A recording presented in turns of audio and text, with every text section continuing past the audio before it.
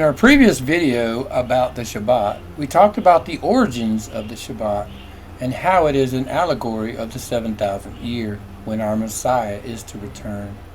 There are many instances which the Messiah spoke to the crowds in parables, and the parables were for two types of people. And before we get into those types, let's look first at what our Messiah says about parables in Matthew 13:10. And the taught ones came and said to him, Why do you speak to them in parables? And he, answering, said to them, Because it has been given to you to know the secrets of the reign of the heavens, but to them it has not been given. First, I'd like to point out that this translation uses the reign of the heavens. I like the reign of the Shamayim also, but either of these translations make you think of a rule coming to earth, whereas the translation that says kingdom of heaven can make you think of a place, and it can and has been misleading to a lot of people. I just wanted to point that out. That being said, let's move on. So in this passage, he refers to two groups of people, and in the next paragraph, he gives us further understanding of who he is referring to.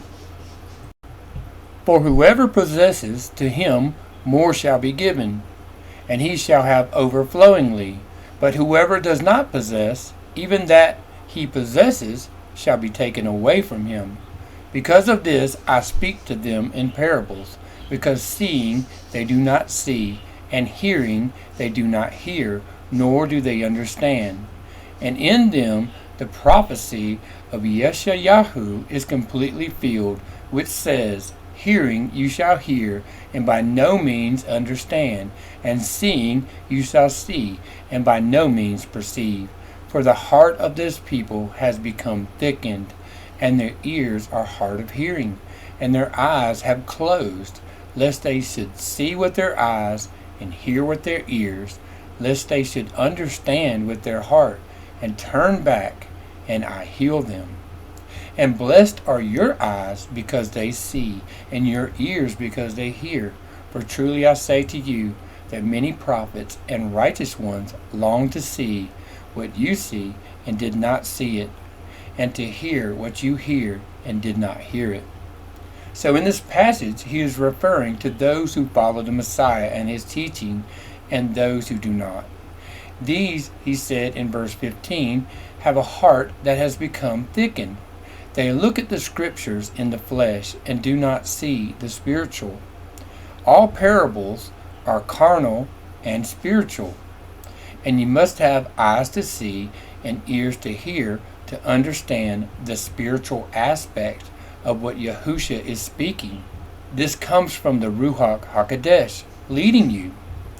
So keep in mind that even though the events happened, this is what we see in the flesh. The meaning of the event is of the Spirit. So, with that being said, let's look at the parable of take up your bed and walk. Yochanan John 5:1. After this there was a festival of the Yahudim, and Yahusha went up to Jerusalem, and in Jerusalem at the sheep gate there is a pool, which is called in Hebrew Beth Zatha, having 5 porches. In these were lying a great number of those who were sick, blind, crippled, paralyzed, waiting for the stirring of the water. For a messenger was going down at a certain time into the pool, and was stirring the water. Whoever stepped in first then, after the stirring of the water, became well of whatever disease he had. And a certain man was there, who had a sickness 38 years. When Yahusha saw him lying there, and knowing that he had already been a long time, he said to him, Do you wish to become well? The sick man answered him, Master, I have no man to put me into the pool, when the water is stirred. But while I am coming, another steps down before me. Yahusha said to him, Rise, take up your bed and walk. And immediately the man became well, and he took up his bed and was walking. Now it was Shabbat on that day. The Yehudim therefore said to him who had been healed, "It is the Shabbat. It is not right for you to take up the bed." Notice that when Yahusha healed this man, he took up his bed and walked. It was on the Shabbat. The Yehudim are seeing this event in the flesh and did not understand the huge significance that this event represented. They could only see the letter of the law being broken because you are not to do work on the Shabbat. Yochanan John 5:11. He answered them, "He who has made me well said to me, 'Take up your bed and walk.' Therefore they asked him, 'Who is the man who said to you, Take up your bed and walk?' But the one who was healed did not know who it was, for Yahusha had moved away, a crowd being in that place. Afterward, Yahusha found him in the set-apart place, and said to him, 'See, you have been made well. Sin no more, so that no worse matter befalls you.' The man went away and told the Yehudim that it was Yahusha who made him well. And because of this, the Yehudim persecuted Yahusha and were seeking to kill him, because he was doing these healings on the Shabbat. Like Yahusha said in Matthew to them, 'Because it has been given to you to know the secrets of the reign of the heavens, but to them it has not been given.'" So the Yehudim, all they could see was the flesh, and not the spiritual teaching Yahusha was giving us. This parable is about the Shabbat, and what we have to look forward to when he returns, which is when Yahusha shall raise the dead. He gives this explanation right after this parable. But Yahusha answered them, "My Father works until now, and I work." Because of this, then the Yehudim were seeking all the more to kill him, because not only was he breaking the Shabbat, but he also called Elohim his own father, making himself equal with Elohim.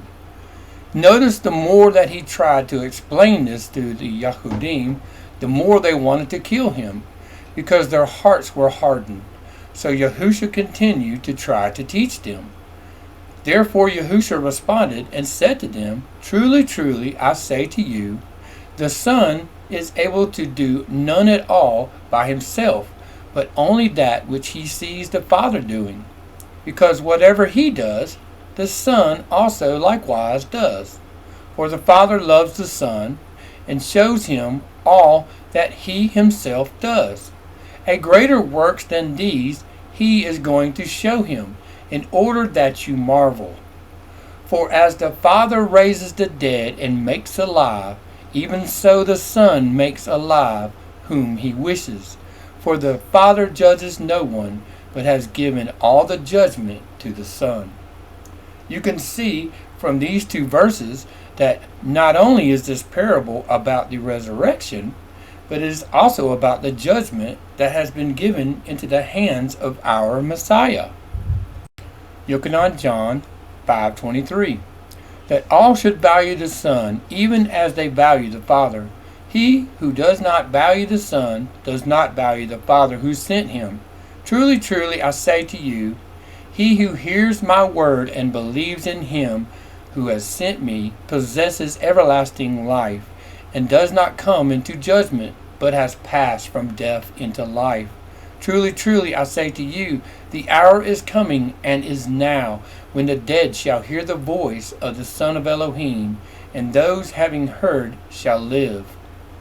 For as the Father possesses life in himself, so he gave also to the Son to possess life in himself. And he has given him authority also to do judgment, because he is the son of Adam. Do not marvel at this, because the hour is coming in which all those in the tombs shall hear his voice, and shall come forth, those who have done good to the resurrection of life, and those who have practiced evil matters to a resurrection of judgment. This parable of rise, take up your bed and walk is about how our Messiah in the 7,000th year will raise the dead ones that have made their bed in the earth to live during the millennial reign of the Shamayim with Yahusha. In the parable, he heals the man as he will heal the nation, as he said in Revelation 21:4. And Elohim shall wipe away every tear from their eyes, and there shall be no more death, nor mourning, nor crying, and there shall be no more pain, for the former matters have passed away. Notice in Yochanan 5 he also says, Afterward Yahusha found him in a set-apart place, and said to him, See, you have been made well, sin no more, so that no worse matter befalls you. So we know he's referring to the end. Then why would he say, sin no more, so that no worse befalls you? This is because after the 1,000-year reign, at the end of the Shabbat day, Satan will be let out once more and lead many astray. Revelation 23, and he threw him into the pit of the deep and shut him up, and set a seal on him, so that he should lead the nations no more astray until the 1,000 years were ended. And after that, he has to be released for a little while. Verse 7, And when the 1,000 years have ended, Satan shall be released from his prison, and he shall go out to lead the nations astray, which are in the four corners of the earth, Gog and Magog, to gather them together for battle, whose number is as the sand of the sea. And they came up over the breadth of the earth, and surrounded the camp of the set-apart ones and the beloved city. And fire came down from Elohim out of the heaven, and consumed them. And the devil who led them astray was thrown into the lake of fire and sulfur, where the beast and the false prophet are. And they shall be tortured day and night forever and ever. Tortured day and night. This is the worst befallen you that Yahusha spoke of. The man that was in his bed arose and walked, just like Paul said in 1 Thessalonians 4:13. Now, brothers, we do not wish you to be ignorant concerning those who have fallen asleep, lest you be sad as others who have no expectation. For if we believe that Yahusha died and rose again, so also Elohim shall bring with him those who sleep in Yahusha. Notice he said sleep, as in they sleep until the day of resurrection. 1 Thessalonians 4:15. For this we say to you by the word of the Master, that we, the living, who are left over at the coming of the Master, shall in no way go before those who are asleep. Because the Master himself shall come down from heaven with a shout, with the voice of a chief messenger, and with the trumpet of Elohim. And the dead in Messiah shall rise first. Then we, the living, who are left over, shall be caught away together with them in the clouds to meet the Master in the air. And so we shall always be with the Master. So then, encourage one another with these words. The trumpet will sound just as it did when Yahweh came down on the mountain in Exodus 19:9. And Yahweh said to Moshe, See, I am coming to you in the thick cloud, so that the people hear when I speak with you and believe you forever. And Moshe reported the words of the people to Yahweh. And Yahweh said to Moshe, Go to the people and set them apart today and tomorrow, and they shall wash their garments, and shall be prepared by the third day. For on the third day Yahuwah shall come down upon Mount Sinai before the eyes of all the people. And you shall make a border for the people all around, saying, Take heed to yourself that you do not go up to the mountain or touch the border of it. Whoever touches the mountain shall be certainly put to death. Not a hand is to touch it, but he shall certainly be stoned or shot with an arrow. Whether man or beast, he shall not live. When the Yovel sounds long, let them come near the mountain. Just as when Yahusha comes down on Mount Zion. Kasson, Revelation 14:1. And I looked and saw a lamb standing on Mount Zion, and with him 144,000, having his Father's name written upon their foreheads. And I heard a voice out of the heaven, like the voice of many waters, and like the voice of loud thunder. And I heard the sound of harpists playing their harps. And they sang a renewed song before the throne, and before the four living creatures and the elders. And no one was able to learn that song except the 144,000 who were redeemed from the earth. They are those who were not defiled with women, for they are maidens. They are those following the Lamb wherever he leads them on. They were redeemed from among men, being firstfruits to Elohim and to the Lamb. And just as it says in this passage that they are not to be defiled with women, it says the same thing in Exodus 19. And Moshe came down from the mountain to the people and set the people apart, and they washed their garments. And he said to the people, "Be prepared by the third day. Do not come near a wife." So why then the third day? Well, Yahusha gives us this explanation in Matthew 12:39. But he answering them said to them, "A wicked and adulterous generation seeks after a sign, and no sign shall be given to it except the sign of the prophet Jonah. For as Jonah was 3 days and 3 nights in the stomach of the great fish, so shall the Son of Adam be 3 days and 3 nights in the heart of the earth." Yahusha died and was resurrected on the third day, as many know. But this parable, once again, has a spiritual meaning of the day of the Shabbat. For Yahusha was crucified in the 4,000th year, or on the 4th day. This begins day 1, and on the third day he will rise into power, which is the 7,000th year. He was giving them a sign, just as they asked, but they did not have eyes to see and ears to hear, because their hearts were made hard. 1 Corinthians 15:51. See, I speak a secret to you. We shall not all sleep, but we shall all be changed in a moment, in the twinkling of an eye, at the last trumpet. For the trumpet shall sound, and the dead shall be raised incorruptible, and we shall be changed. For this corruptible has to put on incorruption, and this mortal to put on immortality. And when this corruptible has put on incorruption, and this mortal has put on immortality, then shall come to be the word that has been written, "Death is swallowed up in overcoming. O death, where is your sting? O Sheol, where is your overcoming?" And the sting of death is sin, and the power of sin is the Torah. But thanks to Elohim, who gives us the overcoming through our Master, Yahusha Messiah. Therefore, my beloved brothers, be steadfast, immovable, always excelling in the work of the Master, knowing that your labor is not in vain in the Master. The Shabbat is the day of true rest. We honor this day and continue to keep his commands, as a bride preparing herself for the groom. As you can see from our study of the Shabbat, it has a huge spiritual meaning, and it's very significant in our walk with Yahweh. We take rest in him. This is a day he is setting aside for us. Remember Yahusha's words when you rest on this day. The Shabbat was made for man, and not man for the Shabbat.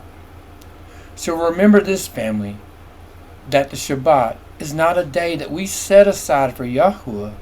The Shabbat is a day that Yahweh has set aside for us. Our Father loves us so much that he gave his Son for our transgressions. Yochanan John 3:16. For Elohim so loved the world that he gave his only brought forth Son, so that everyone who believes in him should not perish, but possess everlasting life. Praise be to the Lamb, our Savior, Yahusha HaMashiach, who gave it all so that we can be set free and given true rest, the true Shabbat. We love you, family, and hope that this message is a true blessing to you. And we pray that Yahweh blesses you and keeps you, and makes his face shine upon you, and gives you peace. And as the saying, Shabbat Shalom, the day of rest and peace. We wish you all peace. Shalom.